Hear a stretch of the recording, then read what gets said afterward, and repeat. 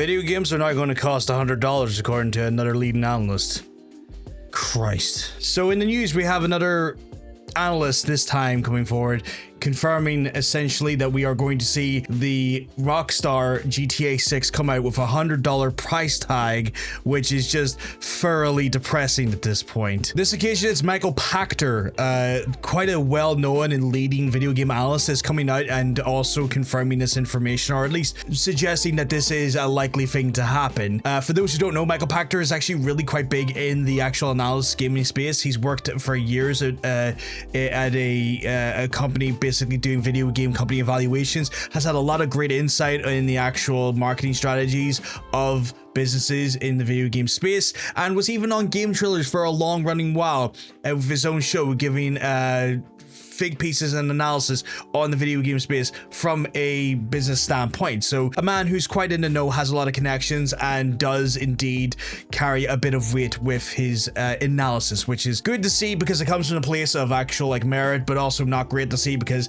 if it is all actually going this way, we're going to see the increase of games by literally $30 or $40, and that's just not great for the average video gamer like me or you. This becomes a bigger problem because this is then, if the case, going to be the catalyst that does actually allow for EA, Ubisoft, and other major publishers like Tencent to then charge a $100 price tag for video games, especially in the AAA space. This is not a good thing. This is not a great thing. We are seeing these companies make money hand over fist, and to ensure that they keep making money hand over fist, they don't even pay developers well, and a lot of times you see developers as basically people that can axe and fire at will to just basically pad a profit margin. Not a great thing you want to see in the space, considering the fact that they are doing that, and the reverence and respect they have for the industry is clearly just comes down to the bottom dollar of it all, which is understandable from the standpoint that it's a business, but to some extent we got to remember these are creative spaces, creative ideas,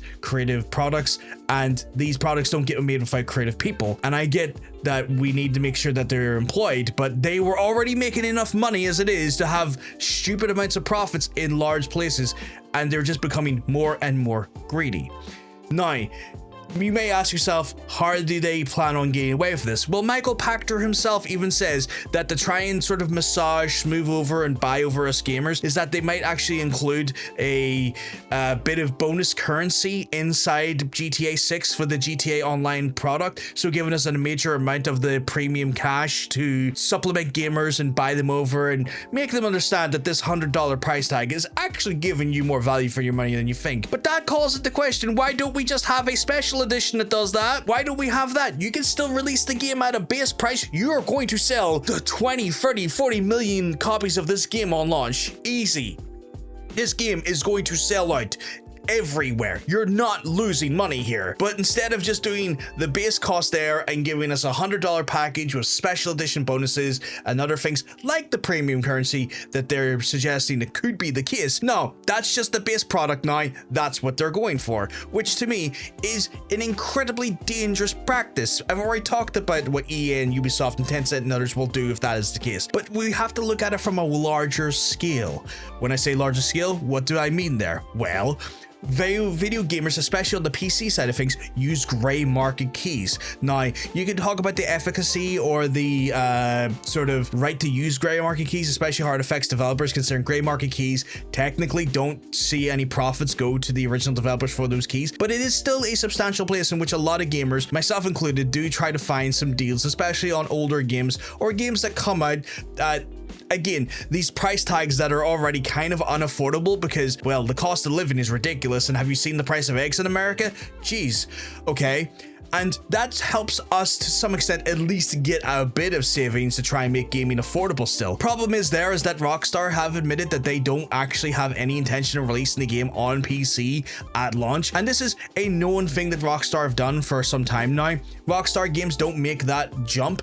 And it was actually confirmed by former Sony executive Shuya Yoshida as to why they do this. Because even PlayStation realized that when you delay games on the PC for a few years and then release them on PC PC a few years later, there is still a strong enough fan base that will want to buy those games and will clamor for those games and will buy them in mass, that it's almost like printing money when you release a console game onto the PC market years later. There is almost a re-injection of cash flow there that is so simple, because the actual art of porting the game over to that platform is not a heavy endeavor for the developers involved, and it just is a massive influx of money for them. So that doesn't really give gamers, at least on the PC side of things, a way to get a cheaper version of the game anytime soon. They will have to wait for the PC release to happen, and then from there, the actual gray market prices to come in line to try and counter that, or to provide some sort of additional savings. But what you also don't factor in here as well is there's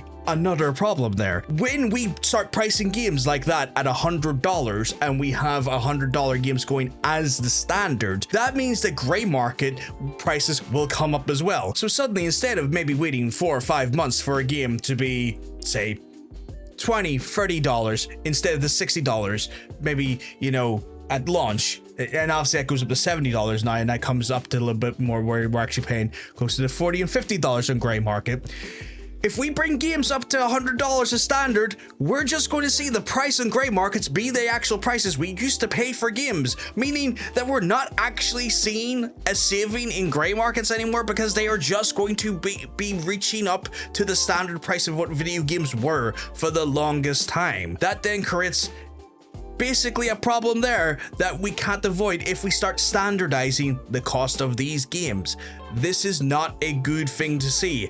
This is terribly anti-consumer, and in my opinion, anti-gamer. Obviously, with the news, I want to hear what your opinion is on this here. Give us a drop a comment down below, give us some insight, give us your perspective. Obviously, I've given my thoughts and opinions, but maybe you have something that I've not thought of, or an avenue I've not went down when it comes to my logical thinking, and I would love to see what you say. On top of that there, if you've enjoyed the video, hit the like button. That way you don't miss out on basically giving me a lot of helpful algorithm points for the platform, but also hit the subscribe button so you don't miss the videos as well. On top of that there, we do live stream on the platform. We're planning on bringing live streams of Assassin's Creed Shadows and whatnot in the future weeks as well, so you want to come and check that game out with us, you can do so and hang out with us. And if you want to just have a chat with me and talk about some of the things we've discussed, it's also a good way to have just an interactive chat there. But I understand if